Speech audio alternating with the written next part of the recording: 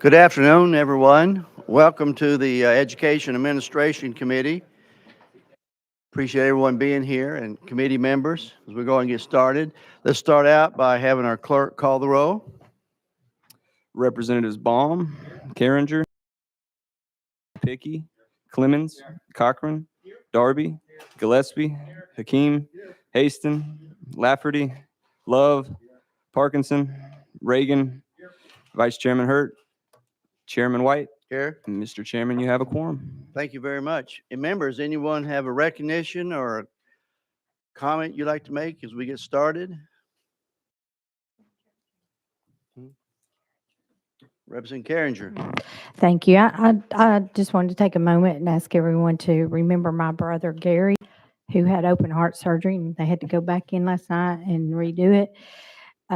He's stable right now, but he's in Knoxville, so I just like for everybody to say a prayer for him. And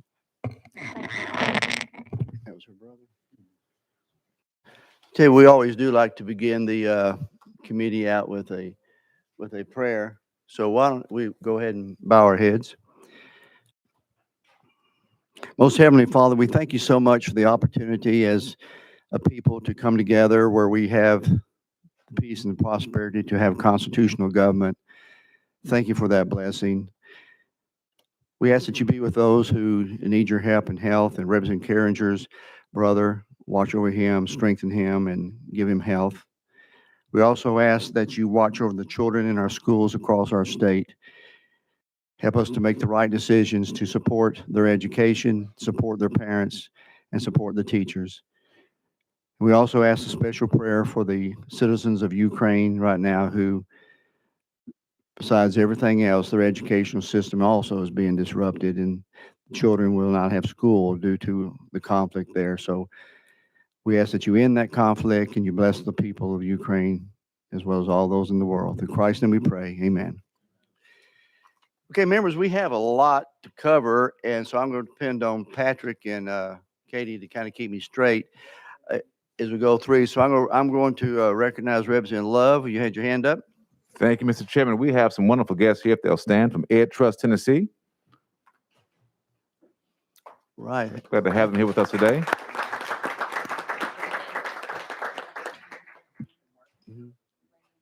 And also Equity for Education Day, Representative Love. Representative Reagan, Chairman Reagan. Thank you, Mr. Chairman. I'd like to introduce my assistant, Paige McKenzie, who is down in this committee for the first time. Please make her welcome.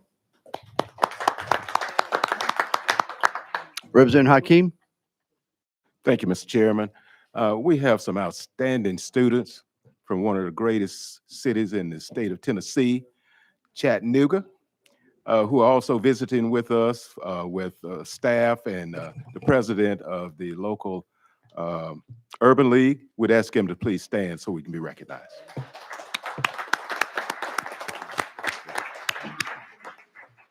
Excellent. Anyone else have a recognized? Representative Clemens. Thank you, Mr. Chairman. I'm sorry I was running late here, but I thought I saw my school board member, Miss Jeannie Pupo Walker, back here in the back of the room. Welcome her today. Anyone else need to be recognized? Thank you very much. Members, why we're going to do this, we have about 14 confirmations on university boards and other boards today, but I think they're still mostly in the Senate.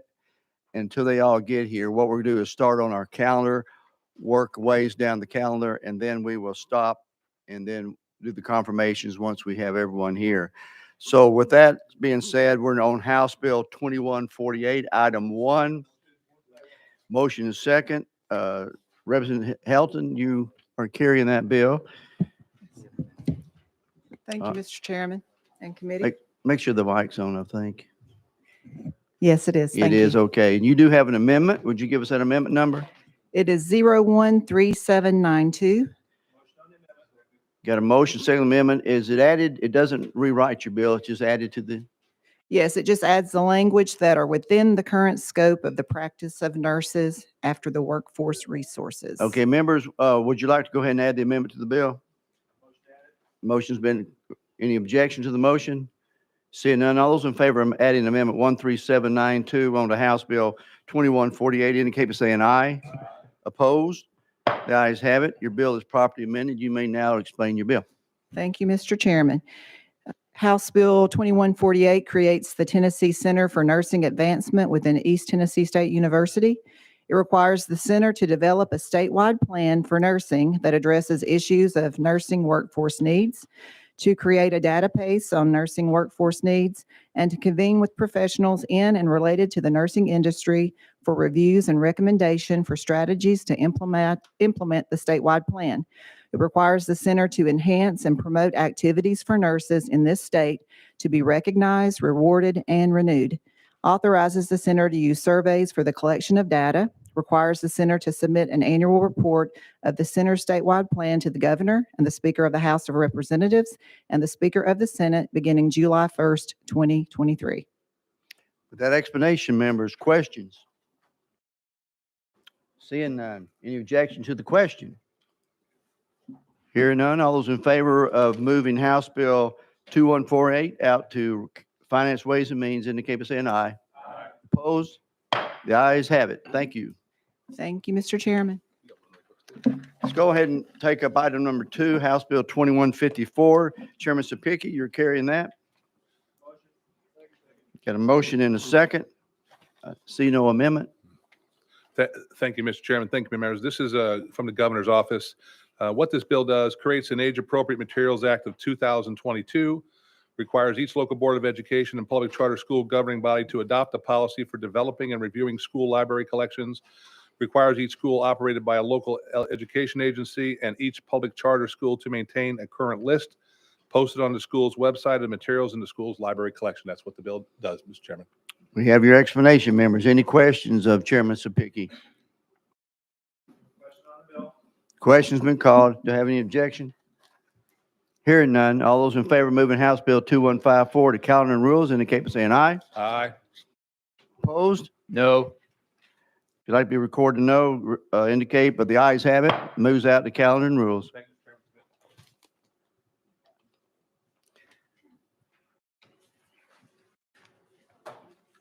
Okay. Item number 3, House Bill 2062 by Representative Manis. You're recognized. Got a motion and a second on House Bill 2062. You're recognized. Thank you, Mr. Chair. I think I do have an amendment 013735. That's correct. Rewrites the bill. All those in favor of adding the amendment to the bill for discussion indicate by saying aye. Opposed? Ayes have it. Thank you. You're now back on the bill as properly amended. Thank you, sir. House Bill 2062 is also known as the Save Our Students Act. Suicide is the second leading cause of death for young people ages 15 through 24. It's surpassed only by accidents. Life-saving information such as how to access crisis intervention hotlines, mental health programs, and suicide prevention resources should be easily accessible by all students, parents, guardians, and school personnel. The largest percentage of suicides involves female students. House Bill 2062 would require that when any LEA issues new student ID cards for students in grades 6 through 12, this information will be included on the ID card. The LEA also will publish the information in conspicuous places throughout the schools that serve 6th through 12th grade. Mr. Chairman, that is the bill, and I'll be trying to answer any questions that the committee may have. Okay, members, questions to Representative Manis? Question's been called. Any objection? All those in favor of moving House Bill 2062 out to calendar rules indicate by saying aye. Opposed? The ayes have it. Moves out, sir. Thank you, Mr. Chair. Thank you, committee. We were waiting on, whenever we know, we'll need to get a check and see we have about 14 confirmations today coming from the Senate. I see some of you may be coming in now. Do we still have some in the Senate? You do? We don't have everybody here yet. Okay. We'll keep carrying bills until we get everyone, then we'll stop and do the confirmations. Okay. Item number 4 is House Bill 847. Got a motion and a second on your bill, but you do have an amendment. Yes, sir, that is correct. Drafting code 13343. That's correct. Okay, members, this rewrites the bill. Would you like to add it to to the bill before we have discussion on the bill? You got a question on the amendment? All those in favor of adding 13343 to House Bill 847 indicate by saying aye. Opposed? Ayes have it. You're back on your bill as amended. You may explain. Thank you, Mr. Chairman. House Bill 847, better known as the Tennessee Special Educator Scholarship, is to make Tennessee more attractive and competitive toward recruiting special education teachers. Basically, the recipient would receive $750 a semester, and after that, commit to a 3-year engagement with the state of Tennessee. And with that, Mr. Chairman, I renew my motion. Thank you, Representative Hall. Had a discussion. Your amendment, we have a lottery counter, but do your amendment move it from the lottery to a scholarship, or this? Yes, sir. We're seeking an appropriation instead of the scholarship, instead of the lottery. Okay. Thank you very much. So members, this is an appropriation coming out of the general fund, I would assume? Yes, sir. Okay. Members, you have questions of the sponsor of this particular bill? It would, if it comes out of here, it would be going to finance. Representative Clements? Yeah, thank you, Mr. Chairman, and thank you, sponsor. I'm curious. So we're given $750 per semester for up to 8 semesters, I believe it is, and then requiring 3 years. What is the mechanism? And I apologize if I missed it in the amendment. What's the mechanism for that money or getting that money if they don't comply with that 3-year requirement? It's my understanding that that a 3-year commitment is required if you receive the scholarship money. So thank you, Mr. Chairman. So if they already get that money and then they don't comply with the 3 years, I guess is what I'm getting at. How does that work?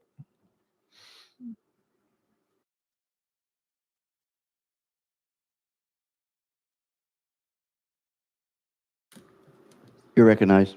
Thank you, Mr. Chairman. It's a 3-year commitment. If they do not fulfill their obligation, then they're required to pay the $750 per semester back to the state of Tennessee. I'm sorry, I'm just not familiar enough with this provision of the code that you're amending. Is that already required in the current code? Because I didn't see it in this specific amendment that makes the bill. And please, legal, correct me if I'm wrong, or anybody, feel free, not for that matter. You're recognized, Representative Hall. Representative, it's an agreement between the educator recipient and the state of Tennessee. Once they receive the scholarship monies, then they are required for a 3-year commitment. If they do not fulfill the 3-year commitment, then they're responsible for reimbursing the state the $750 per semester that they have received. Okay. You want to follow up? Yes, thank you, Mr. Chairman. Yeah, I understand that. I love the bill. I mean, we've got to recruit. Let's do anything we can to get more special education teachers. I just want to make sure that the state is protected in this investment if they're going to give these scholarships and then somebody doesn't follow through on that commitment that they're taking that scholarship money for, that there is a procedure in place for the state to be reimbursed, or we figure that out. And if you are comfortable with the fact that that is in state law currently, the state has the ability to do that, or in this bill, then I'm fine with it. But I just want to make sure.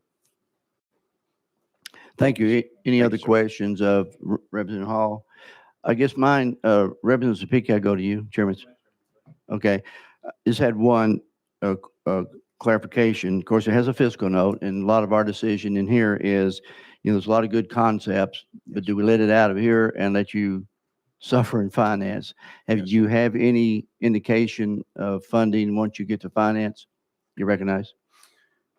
Thank you, Mr. Chairman. I understand that it has a pretty substantial fiscal note.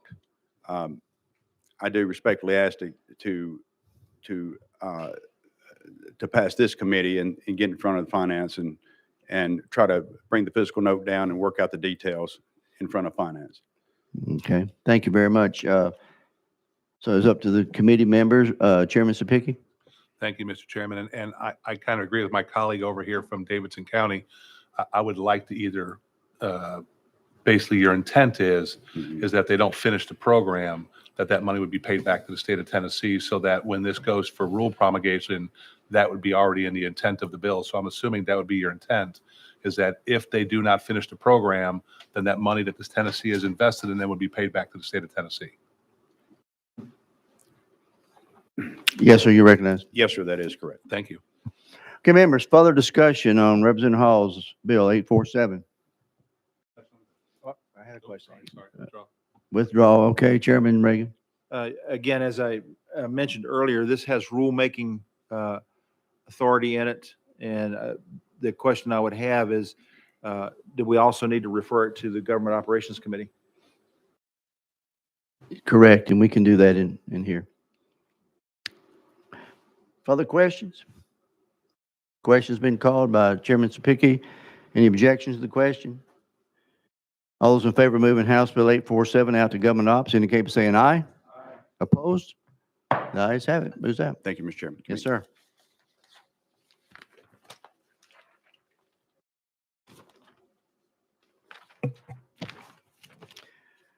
Representative Sparks, House Bill 1740, item number 5, committee.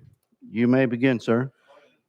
You got a motion second. I don't see any amendments on your bill. No, sir. Go ahead and share with us. Thank you. House Bill 1740 is basically requiring the Commissioner of Education employ 3 assistant commissioners to provide specialized support to local education agencies based on rural, urban, and suburban areas served. As y'all know, Tennessee has 3 grand divisions. Each grand division is very unique. Mine's very unique, whether it's Mountain City or Memphis. They all face unique challenges. My challenge in my county is the growth that we're facing, trying to build schools and keep up and hire teachers. I'd say the issues in the rural areas are probably lack of broadband in many areas. I think it's a good bill. I think it's worth looking at. I think I may face the same problem in finance as other lawmakers may face. So asking for your consideration on this piece of legislation. Okay, members, with that explanation, it also has a $530,000 fiscal note. So the questions committee, is it a good enough bill to go to finance? Let him try to work it out, or? Chairman Reagan? Question for the sponsor. Again, I think the intent behind your bill is great. Have you coordinated this through the Department of Education to see what their position on it is? They're neutral. I have met with them and asked them. They're neutral, which I would assume they would be neutral on this. Representative Clemens. Thank you, Mr. Chairman, and I appreciate this legislation. To my friend up there from Rutherford County, and I just reiterate my general position that, let's let finance handle financial issues and let's handle the substantive educational policy. And so if everybody likes this, move it out and let him fight that battle over there. Thanks, Mr. Chairman. Thank you. Thank you for the comment. Further discussion, members. Question's been called. Any objection to that question? Hearing none, all those in favor of moving House Bill 1740 out to Finance, Ways and Means indicate by saying aye. Opposed? The ayes have it. Item number 6, Representative Sparks, 1741. You also have that one before. Yes. Thank you, Chairman. Thank you, committee. This bill basically, You got a motion and second. this would allow teachers, as y'all know, we're having a hard time recruiting and retaining teachers. This is one incentive for them to complete a higher education, a graduate degree. It just offers just one class, just one. I call it the carrot and the stick approach. I think it could help encourage them to complete their graduate degree. May not sound like much, but I think it's one tool in the toolbox that we could use to help encourage our teachers to seek a graduate degree. Okay, with that explanation before us, any discussion? I do have one, but I will recognize the committee first. Anyone? Okay, Representative Sparks, on this particular one, this is requiring that it would allow a full-time public school teacher to enroll in one course at any state-supported college or university. Yes, sir. So the fiscal cost of doing that is, the burden is on who? Well, the burden will be on the state, and that's something I'm looking forward to some more discussion and encourage y'all to weigh in if you want to. I disagree if folks push back on this, because the classes are already, if they're full, they're on standby status, much like other state employees are. So if the class doesn't already have students there, they won't be taking the class and they're on a standby status. So I don't think this is really going to add much cost to the state. Now, if they do, I'm sure they're going to naturally put a fiscal note on it. But I do think the discussion needs to be there of the accuracy of that impact, because I'll argue it's a positive impact if that teacher moves on to take other classes that they will pay for and seek that and complete that degree. Okay. Representative Lafferty, Chairman Lafferty. Thank you, Chairman. Are the classes that they take limited to things that would lead to some sort of education degree, some sort of education master's, or can they look at finance, accounting, maybe things that would take them away from the teaching profession? Great question. We didn't specify that. I mean, if y'all see a need for that, I don't mind, looking at that, but we didn't specify that. Committee, in weighing this, and correct me if I'm wrong, I think I'm on the right course.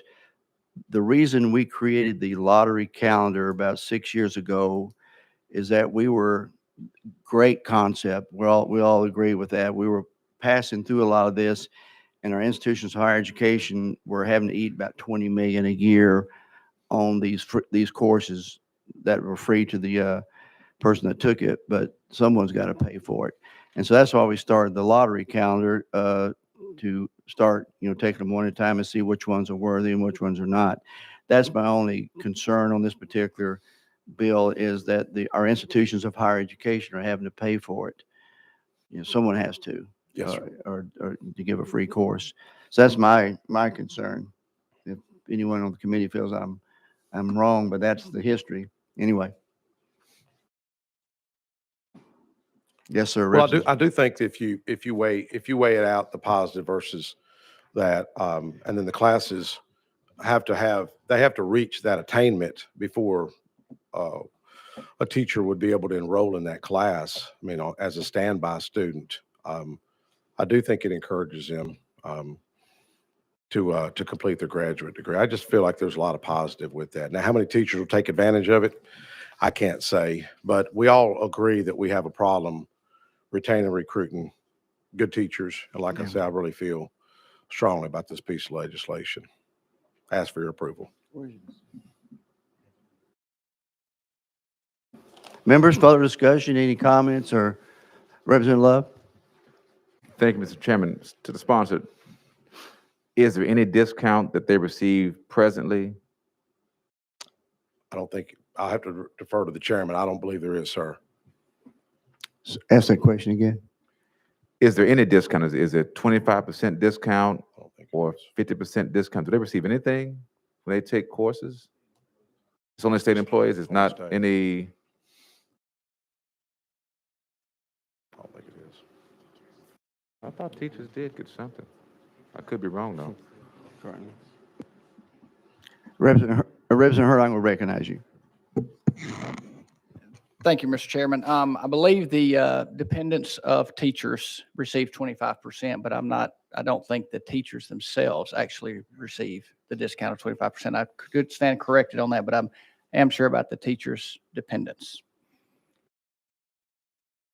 I believe that's correct. That's part of my concern. These things do build up. Well, committee, any further discussion? I'm at the will of the committee. I think I will have to be a no on this, but if it's with the committee, whether you want to pass it out or not. Any further discussion? Question been called. Okay, all those in favor of moving House Bill 1741 to Finance, Ways and Means indicate by saying aye. Those opposed? No. The ayes have it. Moves out. Thank you, Chairman. Thank you, committee.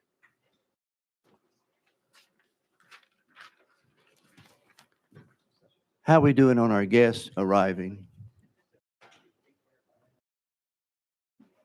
Still not here? Okay. Item number 7, Chairman Reagan, 1759. Members? Motion and second. You're recognized. Thank you, Mr. Chairman and committee. I stand before you here with what I think is a significant bill for making sure that Tennessee retains teachers.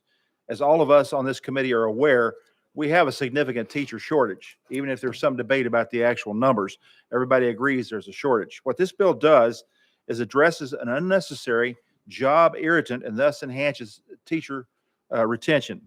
It allows K through 12 public school employees up to 3 days of bereavement leave for immediate family member death.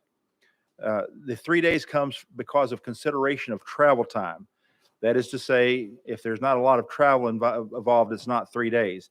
But for example, if a teacher or administrator has a family member that lives more than 600 or 700 miles away, it takes a day to get there and a day to get back. So if they're going to spend any time with their loved ones' families while they're there, it's pretty well 3 days worth of travel, counting the funeral. But that is calculated in the bill. For those employees who are local, like I said, that doesn't enter into this. I will point out that more than 60% of U.S. employers, as of 2017, which is where my research ended, offered some type of bereavement leave. So this basically brings the employers of teachers in our state into line with the majority of U.S. employers. Oregon is the only state that currently requires bereavement leave for teachers, but nonetheless, I'd like to see Tennessee join that list. This reduces employee stress and thus increases productivity as well as enhancing the retention. With that explanation, I stand ready to answer questions. Thank you for the explanation, members. 1759. Discussion, questions of the sponsor. Representative Clemens? Thank you, Mr. Chairman. And just quickly, last week we discussed this briefly and talked about whether or not it reflected the bereavement leave for other state employees. And I don't think it lined up exactly with that. And we had talked on earlier legislation this year with regards to benefits for making teachers line up with state employees. So I was just curious, and I certainly don't have any problem with legislation. I'm just curious why yours doesn't match that. And I think it contains a little bit more, which is fine. I'm just curious why. I think if you'll look at the fiscal note, the last paragraph there, you'll see the comparison for the state employees. I would point out that we currently don't have a shortage of state employees like we do of teachers. And so this is aimed at removing in my estimate, an unnecessary job irritant. I would also point out this was brought to me by a constituent, so it's a real world. It's not hypothetical. Yeah. Thank you. Appreciate it. Representative Parkinson. Thank you, Mr. Chair. Mr. Chair, I know I'll probably get ruled out of order for this, but I'm used to it. I was going to see if there was a doctor in the House because I cannot believe that Chairman Reagan brought another bill that I actually agree with him on. So, But I know that creates heart problems for you. It does. It does. I got palpitations happening right now, but I do want to commend you on bringing this bill. And I don't know, per my colleague from Davidson, if it doesn't align with the state employees, is it less or is it more for our teachers in regards to bereavement? What's the difference between what we're giving here and state employees? I can stand to be corrected on this, but my understanding is there's some variability within state employees. It's not a consistent across the state. So that would be a tough question for me to answer. And Mr. Chair. You're ready. Follow up. Thank you. And lastly, I do want to make sure that we get it on the record, that our educators, in my estimation anyway, our educators are wired from birth to make the sacrifices that they're making in teaching our children. And it is not their fault that they're leaving the teaching profession in droves. The fault actually lies right here, especially starting with this committee and state legislators and the policies that we're putting forth that remove their ability to just teach. And so I hope that, I know this bill doesn't address that, but I hope that we can get back in the posture of allowing our teachers to just do exactly what they were wired from God to do, and that's to teach our children. And thank you for the bill again. Appreciate you. Thank you. Members, further discussion on 1759. Question been called. Any objection to the question? Seeing none, all those in favor of moving House Bill 1759 to Finance, Ways and Means indicate by saying aye. Opposed? The ayes have it. Thank you, Mr. Chairman Reagan, Yes, sir. while you're standing there, and we're going to two more bills, and I think we about have all our guests in here. We can start on that. You have number 9, House Bill 1895. Would you like to go ahead and address that? Then we will come to Representative Holt's call. Okay, we got a motion second on House Bill 1895. There are no amendments, so you're recognized. Thank you, Mr. Chair. This bill basically is a result of the bill that we passed last go around, and it's putting teeth into that bill. If you remember, we passed a bill that limited athletic activity participation based on sex to what was on a student's birth certificate, and it applies only to public middle schools or high school intercollegiate activities. This bill essentially adds some teeth to that because we had none in the previous bill. It allows the funds to be withheld by the Commissioner of Education from schools that violate this policy. And that's a short and sweet explanation of the bill. If you require more detail or questions, I'll stand ready to answer. Okay, with that explanation, members, any discussion? Representative Clemens. Thank you, Mr. Chairman, and thank you, sponsor.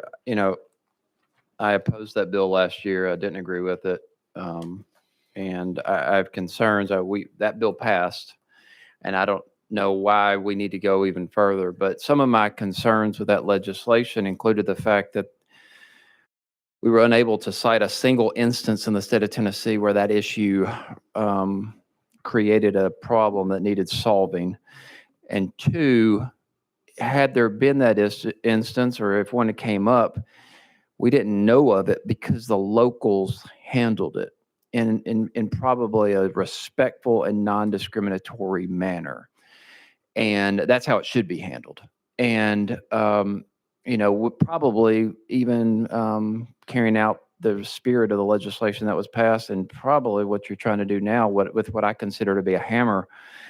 And so that raises my concerns with this legislation. Your legislation says the Commissioner of Education shall withhold a portion of the state education finance funds that an LEA is otherwise eligible to receive, and if they fail or refuse to comply with the requirements of this section. You're leaving no discretion to local governments, and you are mandating the state to withhold vital public education funds with no consideration of the factors that the LEA may or may not be dealing with in any given instance. I'm very concerned about that shall language as opposed to may, and because you give the department no leeway in weighing all the factors at play.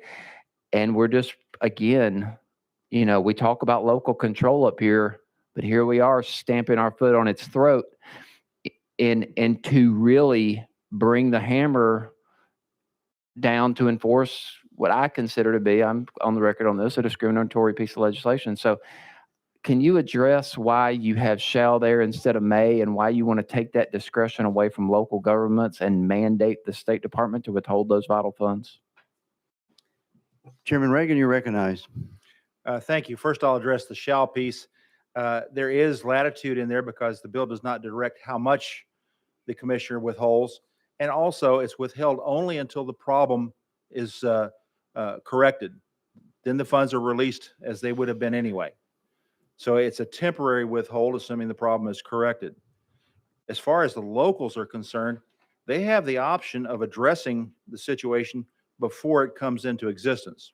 So the locals have the option of doing what you're suggesting before it is a state issue. This provides uniformity across our state because schools compete in interscholastic competitions across our state. So we need a statewide policy that is consistent. Follow up?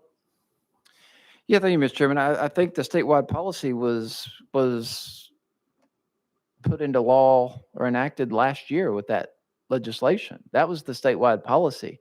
What you're seeking to do here is bring the hammer down on anybody with the denial or refusal to give them education funds. and you give the Department of Education no latitude in making a decision on that. And I venture to guess if an LEA did something that you disagreed with and the Department of Education withheld a single dollar, because you say they can do any amount. If they just said, okay, we understand the situation, but now we're required to do this, we're going to withhold $1. I have a sneaking suspicion that you would raise a fuss about that. And so I don't really think the leeway is here that you're talking about. And that statewide policy, we've already done it. So I don't understand what the necessity of mandating the denial of vital public education funds to enforce a rule that, you know, the local governments were handling just fine to the best of all of our knowledge to the present day, because I still haven't heard of a single instance of this. Okay. So I that's my concern, Mr. Chairman. Thank you. Yes, sir, that's fine. Any follow-up? I would Chairman. just point out that the funding is withheld only until the problem is fixed. It's not a permanent withholding.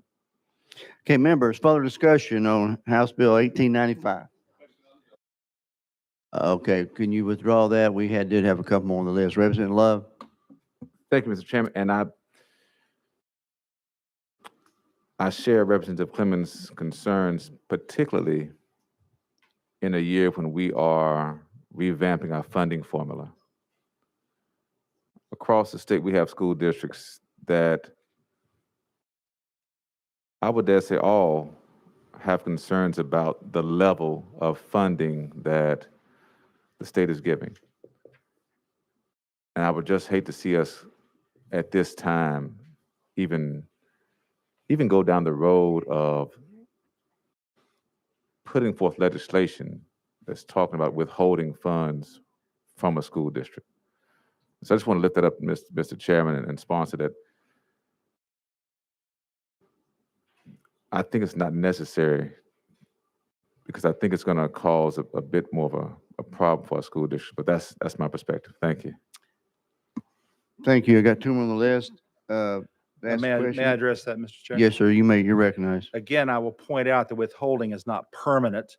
And furthermore, the funding that would be affected by this is completely outside the scope of any revision we're going to do to funding schools. The idea behind this is if they have a problem, this basically will not let them get by without addressing the problem. Thank you. Let's go to Representative Parkinson. I think you agree with Chairman Reagan on this. So any comments? Obviously I spoke too soon, and obviously that doctor never showed up, and so there's a lot of obviouses that are happening. For all you educators, that's a new word, obviouses.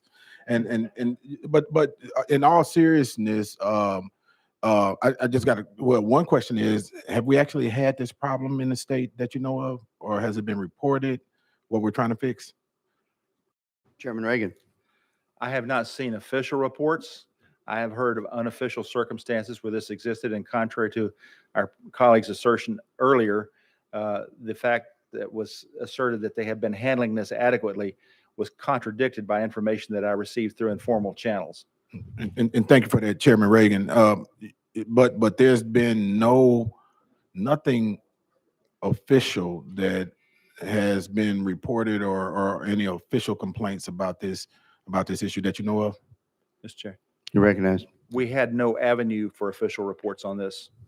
Okay. And my other question is, and I thank my colleague for bringing this up, because I was going to ask this too. We are looking at going into this new funding formula that is student-based, right, based on the actual student. And so I'm trying to figure out what pot of monies will be withheld from a district or a school, to punish them for this. Recognized. That is at the discretion of the Department of Education, specifically the commissioner. Okay, and thank you for that, Mr. Chair. And so my last thing is, I said this before in committee on some other bills, but I just believe in my heart of hearts that we're better served by working in a more cooperative spirit with the LEAs, to get, to the solutions that we want versus working in an adversarial relationship, with the LEAs and the school districts. And I come in peace, first of all. And but we're so over it in Shelby County, of the fighting, the constant fight with the state, over education and with our students and things of nature. We done been through ASD, we done been through vouchers, we done been through this, we done been through that, and it's all been adversarial. But I would love to see the day where, we can just sit down and have this conversation and find ways to get to a solution without it being punitive, towards our school districts. Because when you withhold those funds, you're withholding those funds from that student or those students. You're withholding those funds from those teachers, all of our educators that are fighting to educate our children. I tell y'all burn them out. Y'all kill you kill their fire. This is another thing, another policy idea that could, because funds will be withheld if this passes, and possibly anyway. But those funds also are being withheld from the teachers. Those funds are being withheld from the schools for the resources that the schools need, which affect the teachers and affect the students. And those funds are being withheld from the LEA or the schools. Let's stay tightly on the subject, Representative. It is on the subject because he's talking about withholding funds. Mr. Chair, that's what I'm talking about, withholding funds. And so if those funds are being withheld, from, that school, is also being withheld from keeping resources from the LEAs also. And I just would like to see us work in a cooperative, supportive manner when it comes to our schools versus that of a punitive one. Thank you, Mr. Chair, and thank you, Mrs. Sponsor. Thank you. You want to follow up, Chairman Reagan? Very quickly, these funds are withheld only until the problem is cured. It's not a permanent withholding, period. So let me make that very clear. I will also make very clear that there is nothing that prohibits an LEA from proactively working with the department before they get into a situation. So what you're suggesting is certainly within the realm of possibility currently as it exists. Okay. Let me go to Chairman Zapicki. A couple questions here for clarity here. Would this bill you're running affect any LEA that is in compliance with the law? No, sir, it would not. So just, Mr. Chairman.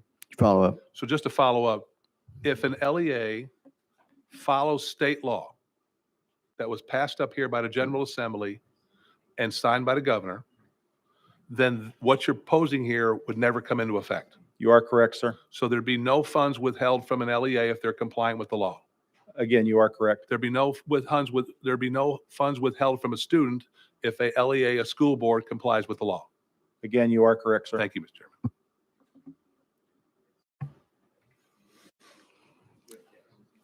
Chairman Zapicki, did you finish? Okay. I'm going to do one more. Representative Clemens had a clarification question, and then we need to move on. We have our guest here we need to get to.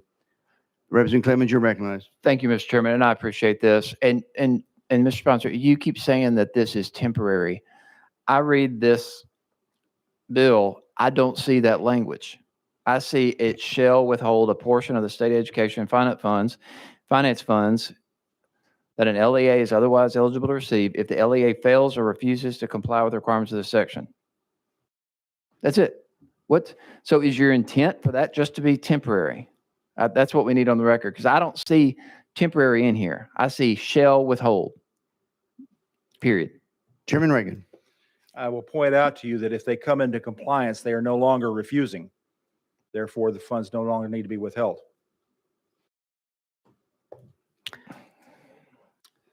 Thank you. Okay, members, we're on House Bill 1895 by Chairman Reagan. The question's been called. Any objection to the question? Hearing none, all those in favor of House Bill 1895 going to government operations indicate by saying aye. Opposed? No. The ayes do have it. It moves out to government operations. Thank you. Okay, members, and for those that wait in the wings, I did mention Representative Ho's call. We're going to do his bill. Then we're going to go to our guest. Item number 8, members, House Bill 1875. You got a motion on the bill. You may begin discussion. Thank you, Chairman of the Committee. Basically, HB 1875 was brought to me by the State Board of Education and the Tennessee Higher Education Commission. And basically, all this does, it allows the executive director to sign a designee if they are unable to attend. And that's all this bill does. That explanation, members. Any discussion? Question been called. Any objection? Hearing none, all those in favor of moving 1875 out to calendar rules, indicate by saying aye. Opposed? The ayes have it. Moves out. Thank Okay, you, Chairman of members, the Committee. at this point, without objection, we're going to move to our consent calendar. We'll come back to our regular calendar, depending on the time. So, members, if you should have in front of you the Education Administration consent calendar. We have 14 guests that are being confirmed to various boards. Way I'd like to handle this is we will vote on these all at one time as a consent calendar, but we will bring them up one by one for a minute or two, let you ask questions, let them say a few words. If there's any objections to anybody on the consent calendar, we can deal with that, but we'll vote up or down at that particular point. So having said that, let's HJR 681. Dr. Josh Wayman. Dr. Josh Wayman, are you? Members, I need a motion and a second on the consent calendar. Okay, I got the motion in a second. Okay. Dr. Josh Wayman, and we're going to go out of session, talk to our guests now.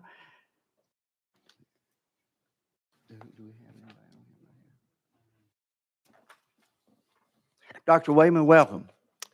Thank you, Mr. Chairman. Thank you members of the committee. Thank you for waiting on us and everything. And we're that time of year, we have a lot of bills moving through, but this is very important. So in respect for y'all's time also, tell us a little bit about yourself. Well, I was born in Memphis, raised in Memphis, went to high school there, went to University of Tennessee, graduated, got my undergraduate degree there in 2000. Went back to Memphis, went to dental school at the Health Science Center there, graduated in 2006, met my wife while I was there, and we moved here to Nashville. I've been practicing general dentistry here in the Nashville area for 15 years now. I'm excited to have been nominated to be on the advisory board for the Health Science Center, and I look forward to hopefully being able to give back some to the university system that I've received so much from. Thank you very, very much. And members, this is for a resolution for the appointment to the advisory board of the University of Tennessee Health Science Center, which is down in Memphis, Shelby County. Would anyone like to ask our guest a question at this point in time? Chairman Lafferty? Thank you, Mr. Chairman. Welcome. Appreciate you putting your hand up and being willing to take on something like this. I've never sat on an advisory board. What kind of issues do you see being addressed on the board? What unique perspectives might you bring to such issues? And just elaborate as you see fit. Well, I've never sat on an advisory board either, so it'll be sort of new to me. I know from speaking to people, speaking to the chairman of the board, that I think the main issues that we will address will be budgeting issues for the Health Science Center, deciding on tuition. And I know one thing that as a state we tend to struggle with as far as dentistry is concerned is having enough dentists in rural areas and having access to dentistry. I hope that I can somehow help to resolve this issue if I'm nominated or if I'm confirmed. Thank you for that. Thank you. Members, a little history in case you don't remember, the advisory commissions boards were set up under the Focus Acts. We did a few years ago. We did one for the LGIs, and also the University of Tennessee has their advisory board. These were established a few years ago to support our boards. Any other questions of our guest, Dr. Wayman? Thank you, sir. Thank you so much. Okay, and at the end, we'll have our vote. Okay, item HGR 682 is for the University of Tennessee at Martin Advisory Board, Mr. Art Sparks.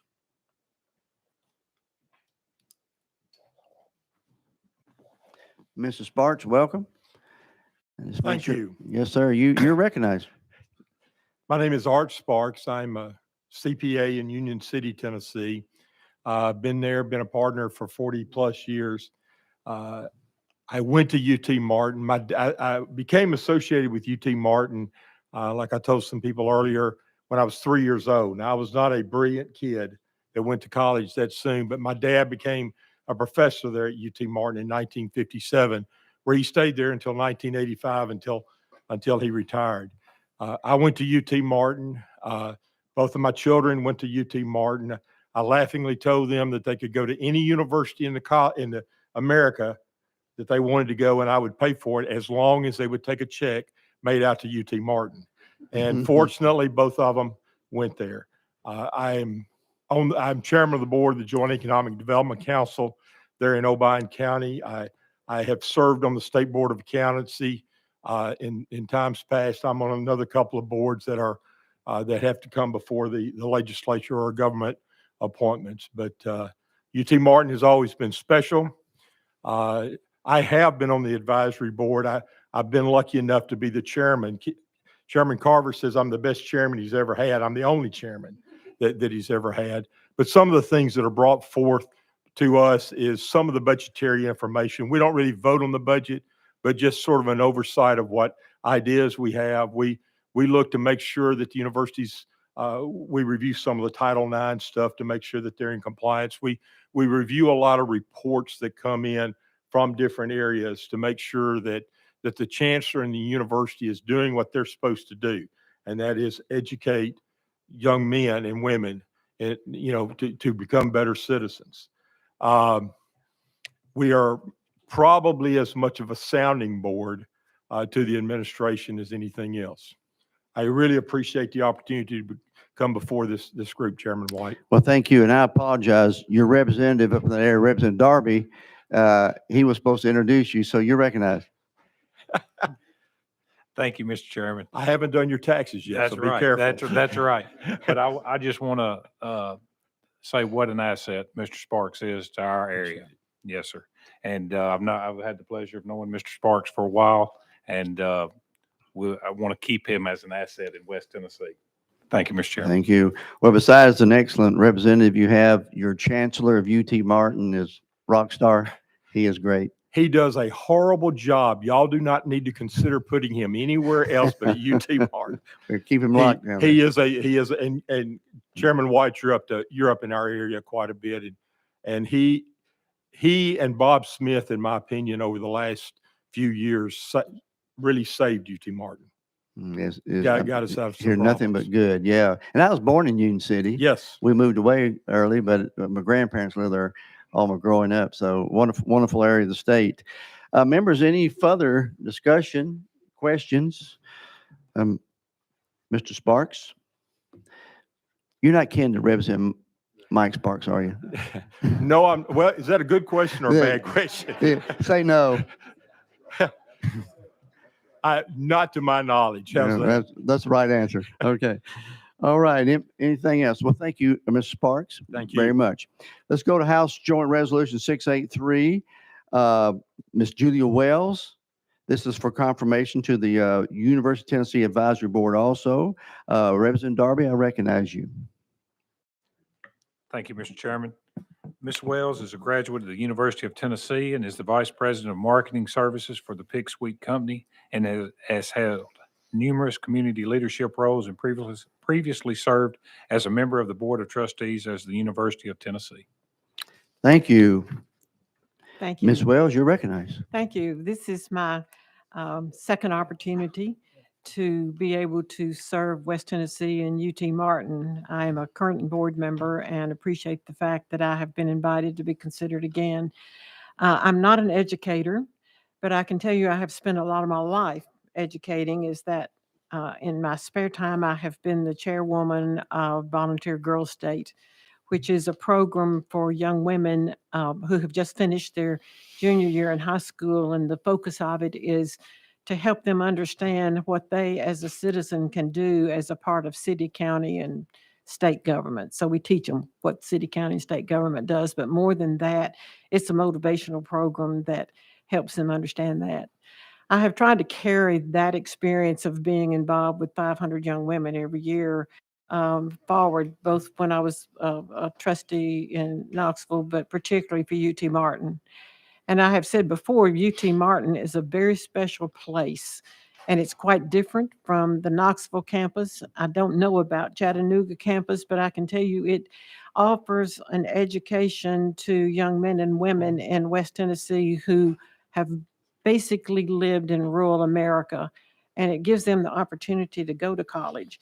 And I can tell you one of the things that we struggle with is trying to keep them involved. And for the ones of you all who know Keith Carver, he is a master at that, and he has done all kinds of work in trying to keep these young men and women involved on the campus so that they will stay and get the degree.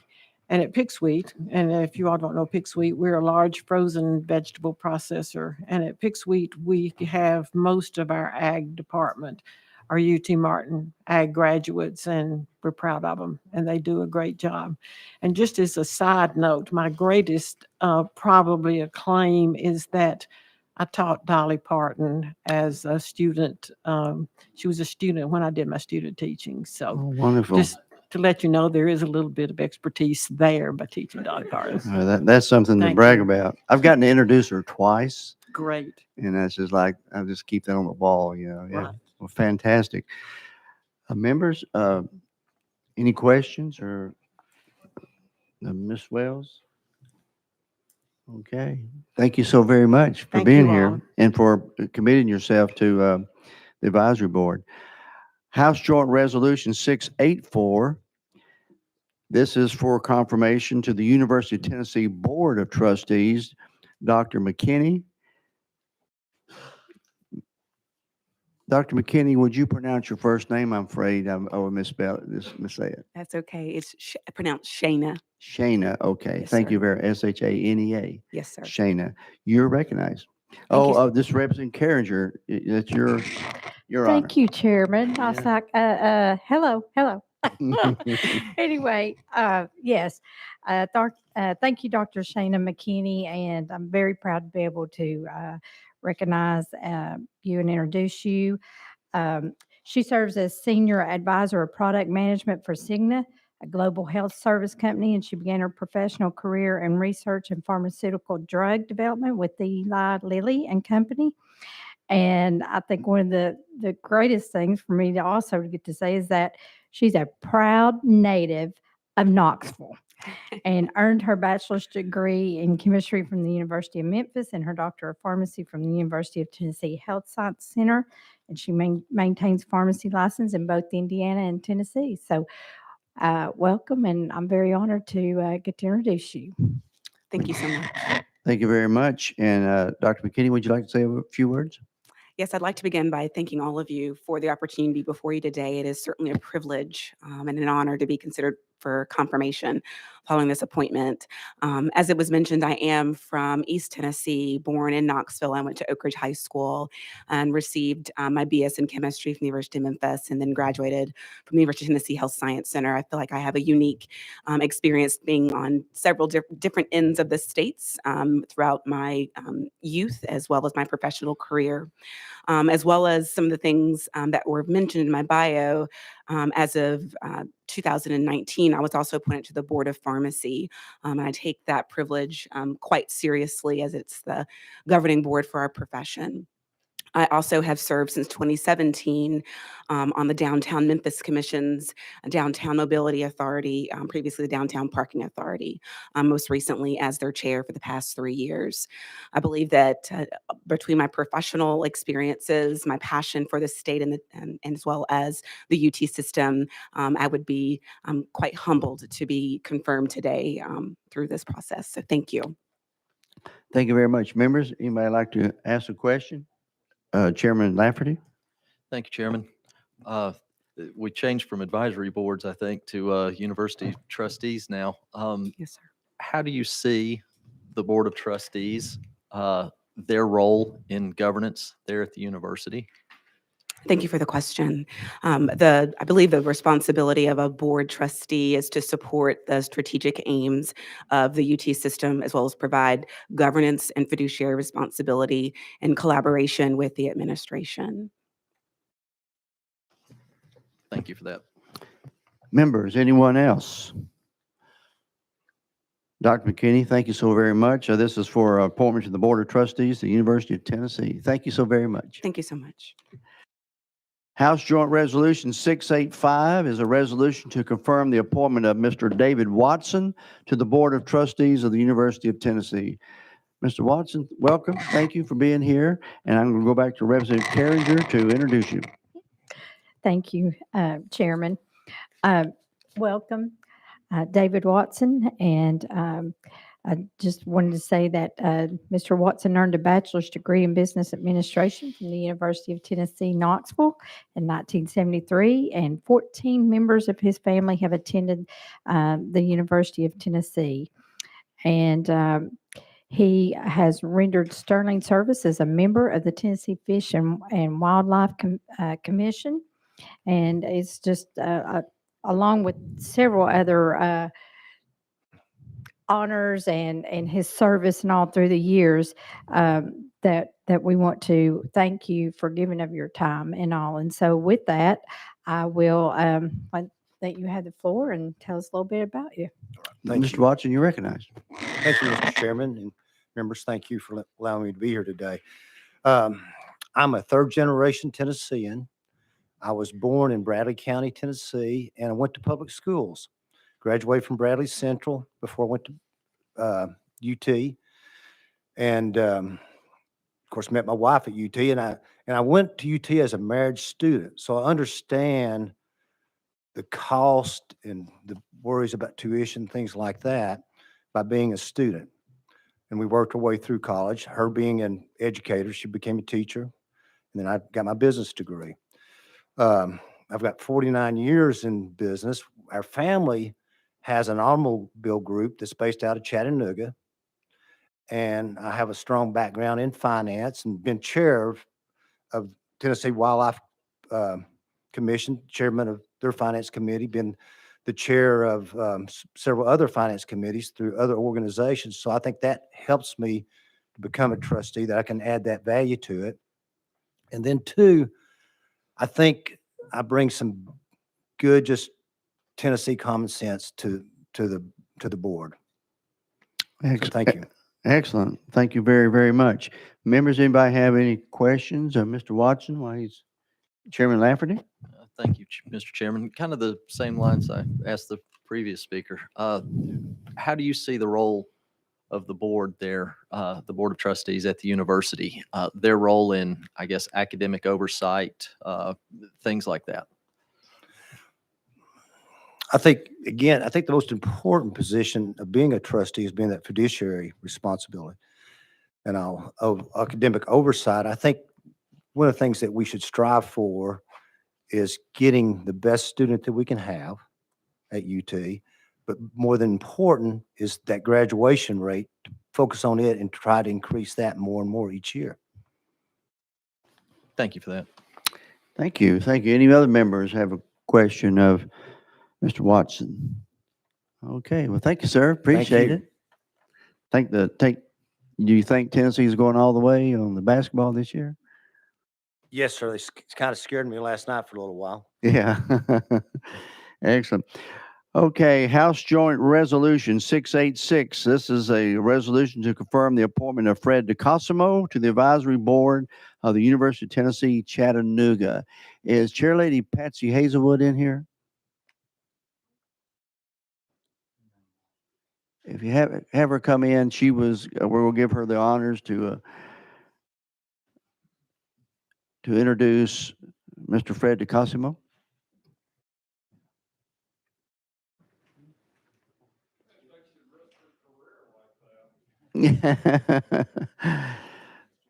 Yes, sir. Okay. Resident, we'll let her do when she comes in here. Resident Hakeem, you want to say a few words? Thank you, Mr. Chairman. There are two appointments proposed from Chattanooga. And in both instances, I think the word that can apply to both is family. Mr. Decossimo comes from a family of people who have served the Chattanooga community and the state. He is, from an activity perspective, a spitting image of his mom and dad. He has made contributions, and we greatly appreciate all you have done. I would also mention that he has had 40 years experience in public accounting and consulting, worked with a wide range of industries, and also serves on the governor's board of directors for Office of Faith-Based and Community Initiatives. Thank you, sir. Thank you. So, Mr. Cosmo, you're recognized. Thank you, Representative Hakeem. That's an honor. I appreciate the good words. I'm a lifelong Tennessean. Actually, I'm a ninth generation Tennessean. My mother was here when it was still North Carolina. I have I have a lot of nephews and nieces. I'm one of 9 children, but one of them is graduating from the health center in Memphis as a dentist. But he was the 6th generation to graduate from the University of Tennessee in Knoxville. The first of my mother's family did it when it wasn't called the University of Tennessee. I'm a graduate of Georgia and the University of North Carolina.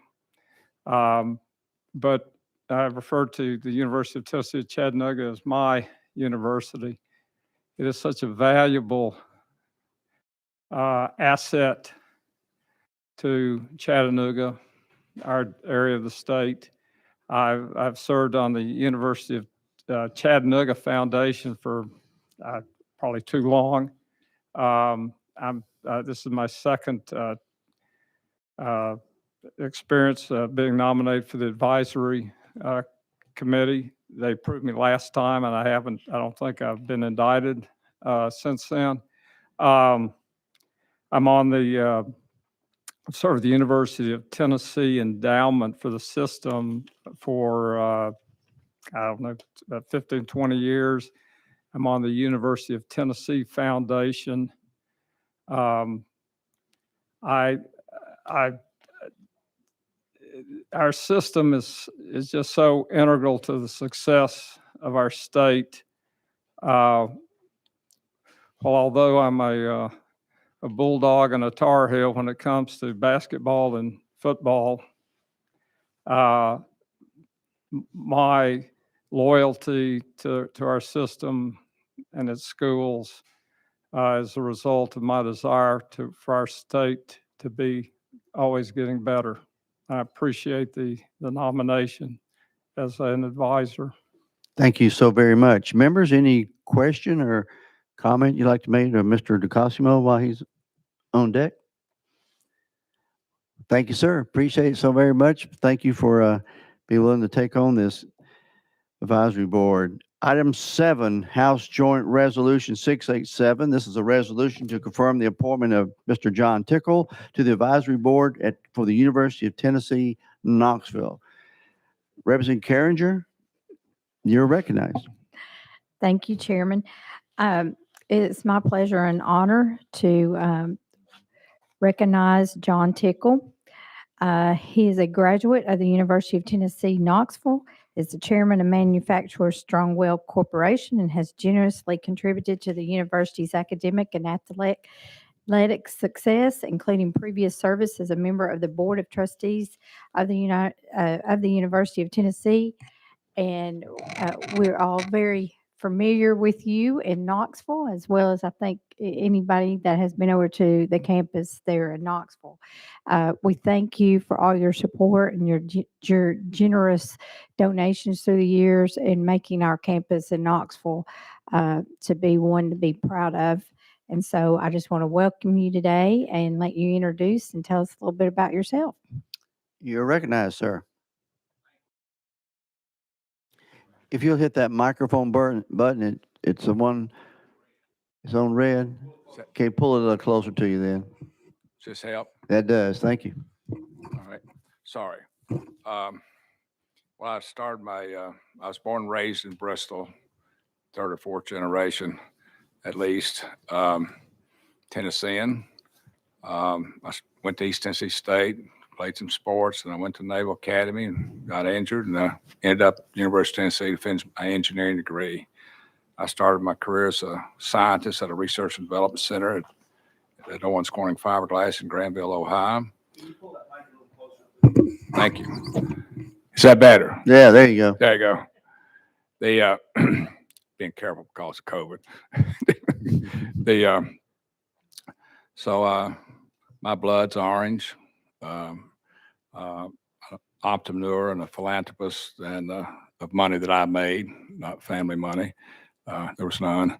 I look forward to being able to continue to serve University of Tennessee in any capacity and help promote education from preschool all the way to higher education. That's our key to success, future success of Tennessee. Thank you so much, members. Any questions of Mr. Tickle for the advisory board of the University of Tennessee? Thank you, sir. Appreciate you. Thank you. Thank you for being here very much. Let's go to House Joint Item 8, House Joint Resolution 688, which is a resolution to confirm the appointment of Tommy Robb to the advisory board for the University of Tennessee, Knoxville. Representative Carringer. Thank you, Mr. Chairman. It was my honor and privilege to be able to recognize Tommy Robb. She is a 2007 graduate of the University of Tennessee in Knoxville and a 2021 graduate of the University of Tennessee College of Law. She currently serves as law fellow at Equal Justice Works and previously worked as a legal intern at the Susan B. Anthony list and as a law clerk with the Knox County Public Defender's Office. And I just want to welcome you and give you a few minutes to tell us a little bit about yourself. And you're recognized. Sorry. Thank you, Chairman.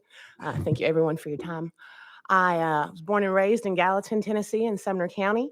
Went up to Knoxville for undergrad, and I love Knoxville so much. I stayed there all the last 20 years. As she said, graduated from the University of Tennessee College of Law last summer, and working a fellowship at Tennessee Alliance for Legal Services for the next 18 months, also with the Legal Aid of Middle Tennessee and the Cumberlands, and then I will return to Knoxville. So I've had an opportunity to be a student many years ago and then to be a student now and see how the campus has changed and grown, see how the kind of young people UT is turning out. I'm on a prison ministry. The College of Music always has students who come out and fill our orchestra. I get to work with theater, see the kind of work that Angie Beatty's doing at the College of Music. Just a great lover of the campus and of the city, and look forward to an opportunity to serve if I am confirmed. Welcome any questions. Thank you. Members, any questions or comments from Ms. Rock? Well, thank you so much for being here. We very much appreciate that. Let's go to item 9, House Joint Resolution 774, which is a resolution to confirm the appointment of Dr. Randall Davis to the advisory board of the University of Tennessee Health Science Center. And since Dr. Davis is a fellow Memphian, I have the honors to welcome him and introduce Dr. Randall Davis. Joined the Memphis Radiological Company in 1999, a Tennessee native. Dr. Davis received an undergraduate degree in biology and chemistry from the University of Memphis. He earned his medical degree at the University of Tennessee, has completed his residency in diagnostic radiology at Methodist University Hospital of Memphis. He completed his fellowship in nuclear radiology at the University of Arkansas for medical sciences. Welcome. Thank you very much for being here. You're recognized. Thank you, Mr. Chairman. Thank you, representatives. Thanks for hearing us all today and considering us. Excited about doing this job if you see fit to have me do that.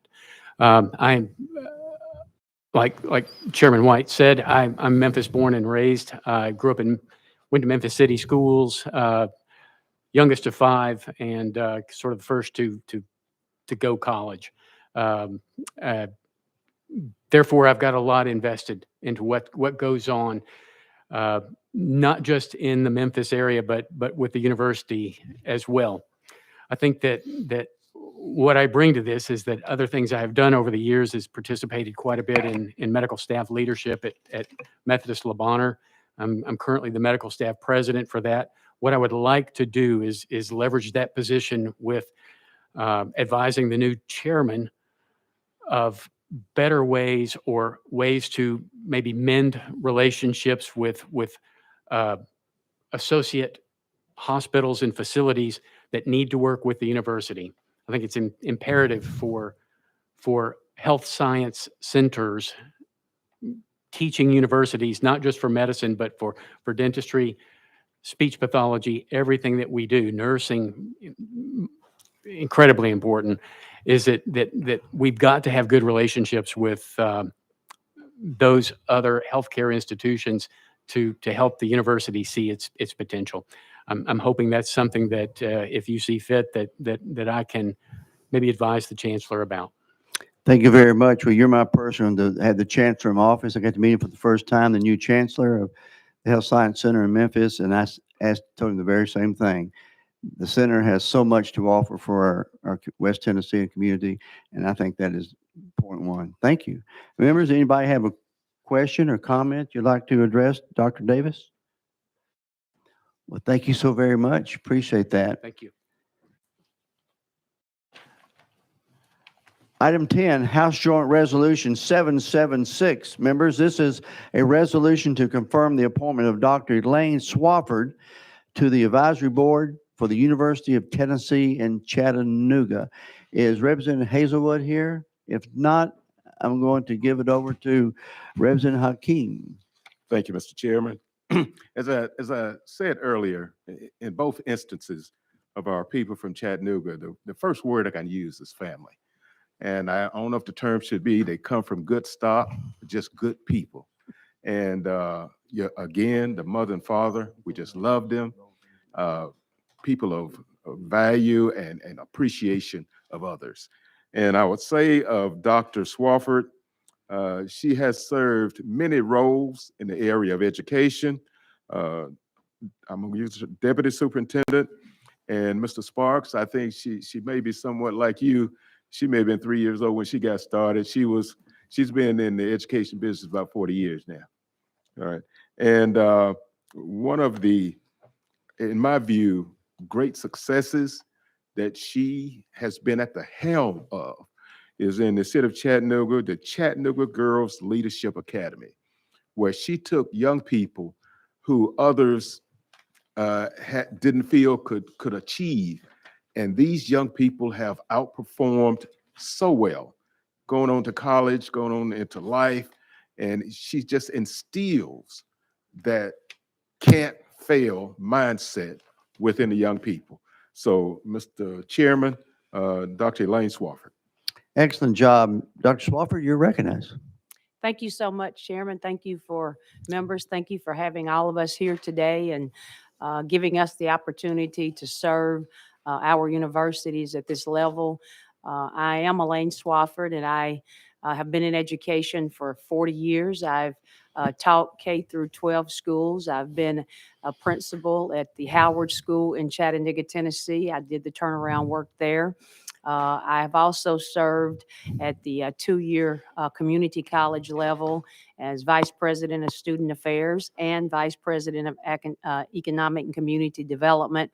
And I, as Representative said, most recently, I arrived at CGLA, Chattanooga Girls Leadership Academy, 10 years ago to reform and save that school. And we've had some success at doing that. And recently we've opened a Montessori elementary school on the same property to serve underserved students.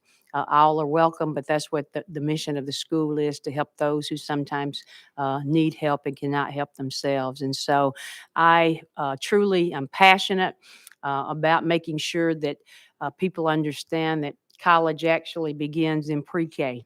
We've heard it say it's kindergarten, but it's really pre-K. That's why we opened a pre-K 3- and 4-year-old school to begin with here in the elementary piece. And I look forward to making sure that all students, particularly at UTC. I did some work there on my master's degree, so I've been at UTC at some point in my educational process. I graduated from Austin Peay State University twice. As I said earlier, I went there on a basketball scholarship. I was of meager means myself.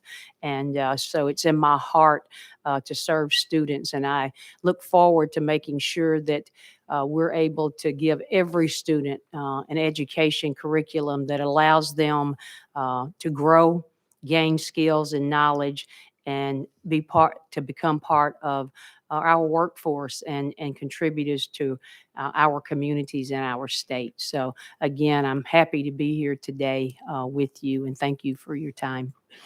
Thank you very, very much. Members, any questions, comments of our guests? Thank you so very much for being here. We appreciate that. Members, we're down to our last 4. We have one more Board of Trustees appointment, and then we'll go to 3 State Board of Education. Item number 11, Joint Resolution 691, is a resolution to confirm the appointment of Charles E. Allen, Jr. of Johnson City to the State University Board of East Tennessee State University, ETSU. And let's see, that would be Representative Alexander. There you are. You're recognized. Thank you, Chairman. Thank you, Committee. It is a great honor that I introduce a friend of mine, Charles Allen, to you. Before I ever knew Charles Allen, I knew his mom and dad. I knew his brother and his sister-in-law. His sister-in-law actually introduced Hallie and I. And but before I ever knew him, I knew of him. I knew of his character, and I knew that he was a leader in our community. And we could not have a finer individual than we have in Charles Allen coming on this board. And we're thrilled to have him at ETSU. Thank you, Charles. Thank you. Thank you so very much. What a nice introduction. Sir, you're recognized. Thank you, Mr. Chairman. Thank you, Representative Alexander. I don't deserve those kind words. That's very nice. ETSU has been a part of my life as just about as long as I can remember. Our local newspaper, the Johnson City Press, runs a column daily that talks about the history, what's happened in history in Johnson City 25 years ago today, 50 years ago today, 100 years ago today, whatever. Last week, the column said 50 years ago today, a hearing was held by the Tennessee General Assembly regarding the establishment of a medical school at ETSU. I was 10 years old at the time. My dad was a physician in Johnson City and very involved in the establishment of that school, and he was asked to come testify at the hearing. And I was fortunate enough as a 10-year-old to be allowed to accompany him and watch the hearing. And I got to tell you, it's pretty heady experience. 19 years later, I was elected to the Tennessee House of Representatives to represent Johnson City, which included in my district, ETSU. And in that capacity, I learned the importance of the cooperation required and the involvement required between the legislature and ETSU to accomplish our common goals. I'm a graduate of ETSU. Both my parents graduated from ETSU. I even met my wife in accounting class at ETSU. Career-wise, I'm a CPA, chartered financial analyst, an entrepreneur. I have a background in banking and real estate and starting and building businesses and organizations. And I hope to use those experiences toward my service, I guess, should you choose to confirm me on the ETSU Board of Trustees. I can't tell you how excited I am about the future of ETSU. I think it's tremendously bright, and I am just so excited to be considered to serve on their Board of Trustees. Thank you so very much. We were bragging on Chancellor Carver a while ago. I was bragging on President Nolan also. I think he's a fine president for ETSU. He has done a world of good for ETSU. Thank you for saying that. Excellent. Members, any discussion or comments you'd like to ask Mr. Allen while he's here at the table? Well, thank you, sir. Thank you. Thank you very, very much.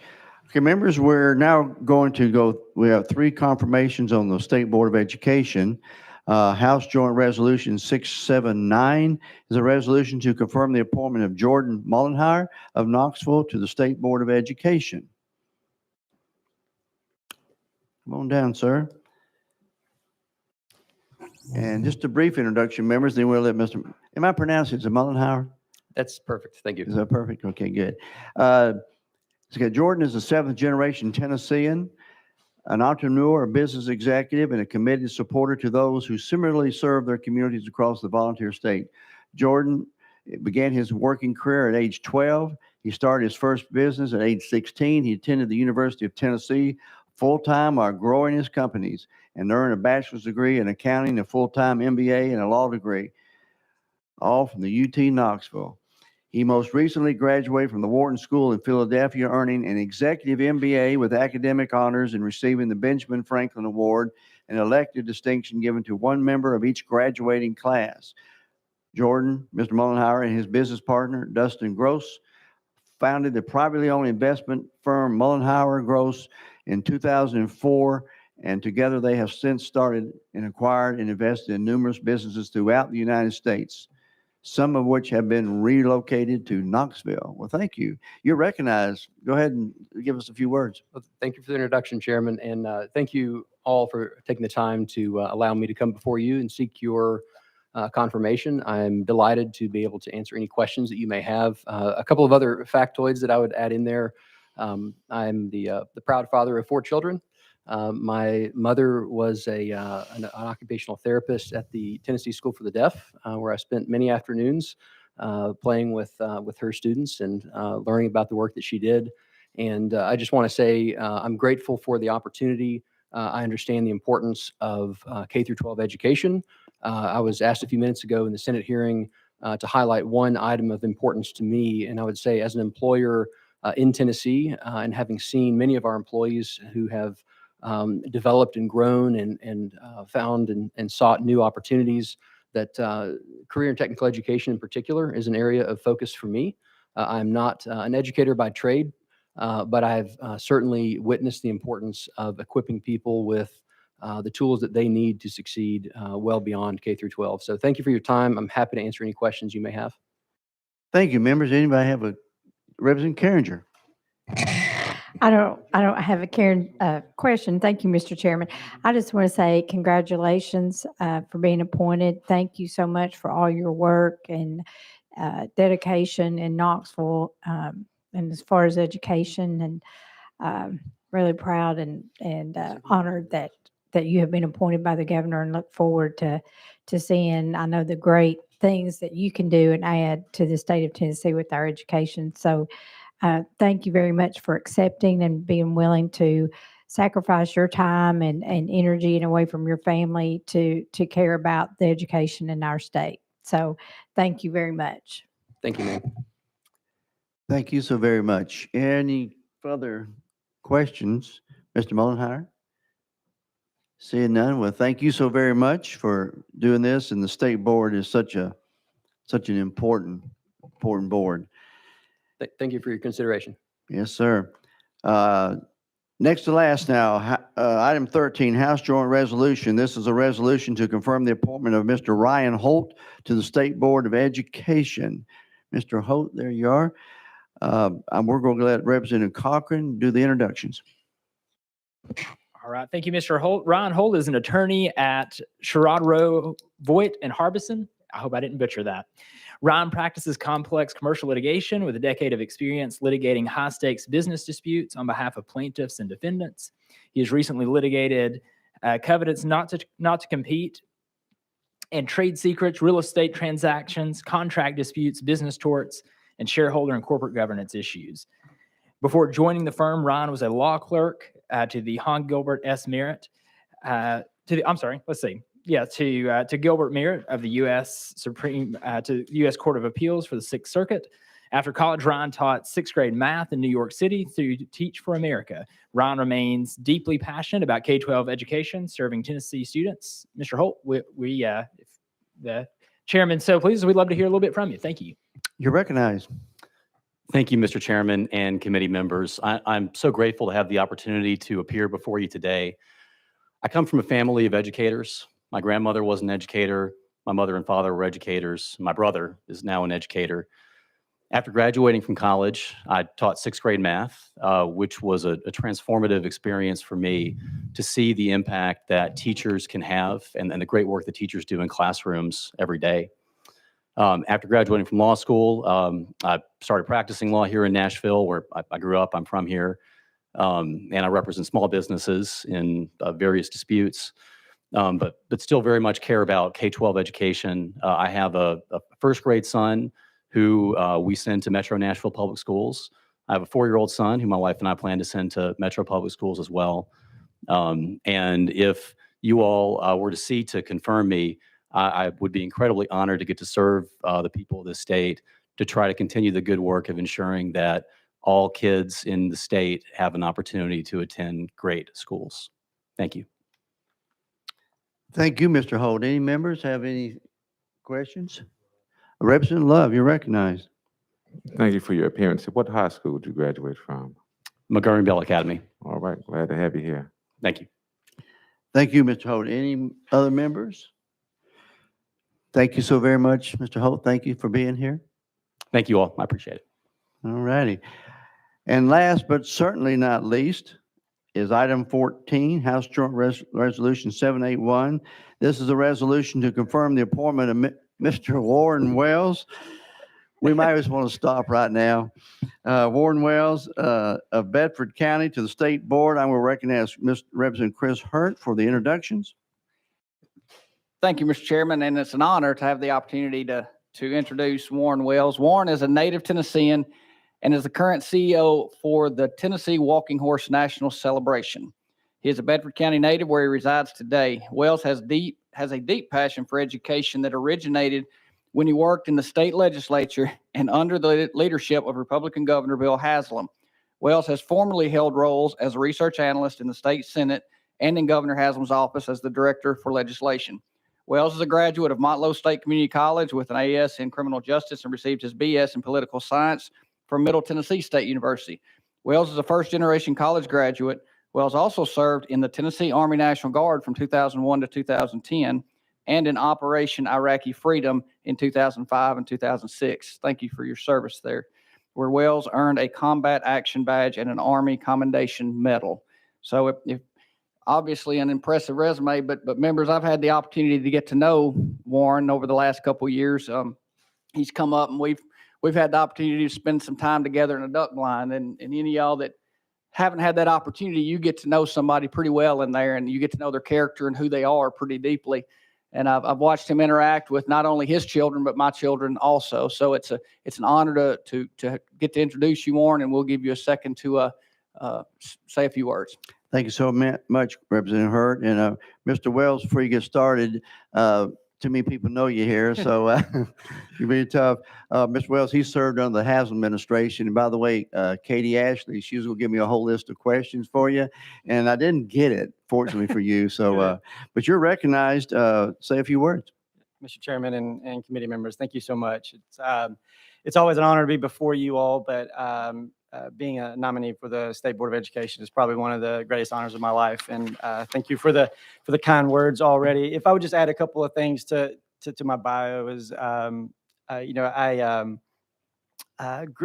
grew up in Bedford County and didn't have my mother only had a 7th grade education, and so I saw that education was a way to kind of change my family's life, and joining the military to do that, and it has been. It has changed my life and the trajectory of where my family was has totally changed. And I hope I bring that to the State Board of Education and that kind of focus on the children of Tennessee. But thank you so much. Thank you, members. Anyone like to represent Carringer? Recognize first. Just a little comment. I had the honor of getting to meet him in the hallway today, and I mean, he's sharp dressed and everything, but that's not what caught my eye. He is a very good duck hunter. So I've got a picture of his prize right here if anybody wants to see that. And I'm like, hey, you didn't tell me you were, yeah. So anyway, I just wanted to comment on that, and he speaks very highly of you, Representative Hurt. So. Yeah, and congratulations to CEO of the Tennessee Walking Horse, Representative Marsh. Keeps me updated on you down that neck of the woods and going on. That's a great honor. Members, anyone else? Representative Clemens. Yeah, thank you, Mr. Chairman, and welcome back.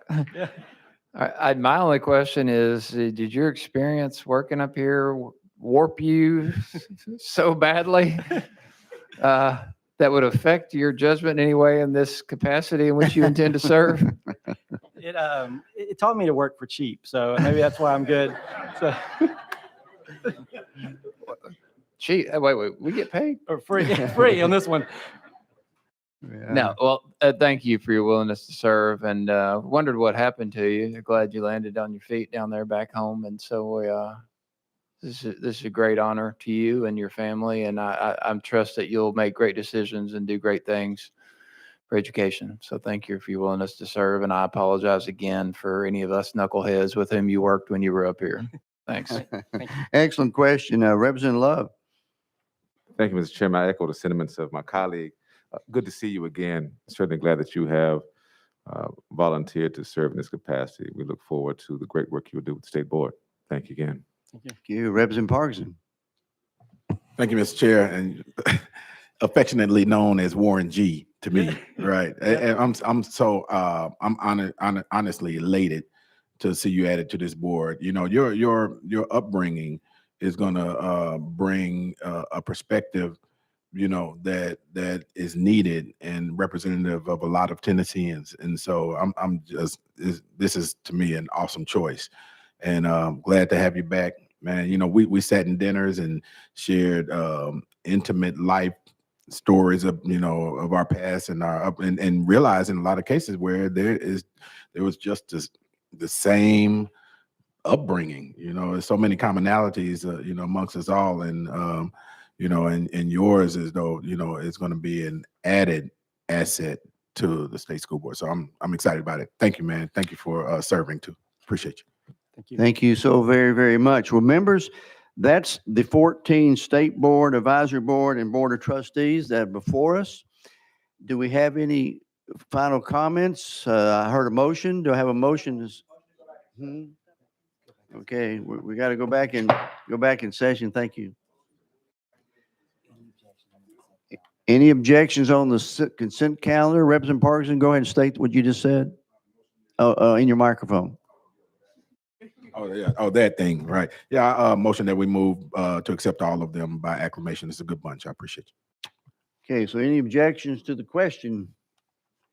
All those in favor of moving the nominations before us tonight on the consent calendar, items 1 through 14, indicate by saying aye. Opposed? The ayes have it. Thank you all so very much and we appreciate y'all serving Tennessee in these capacities. So very, very grateful. And the resolution does go to calendar and rules.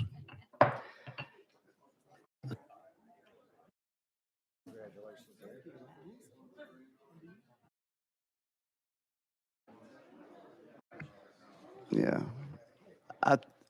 I think we've had a motion to adjourn. Is there any objection to a motion to adjourn? Okay. We're adjourned.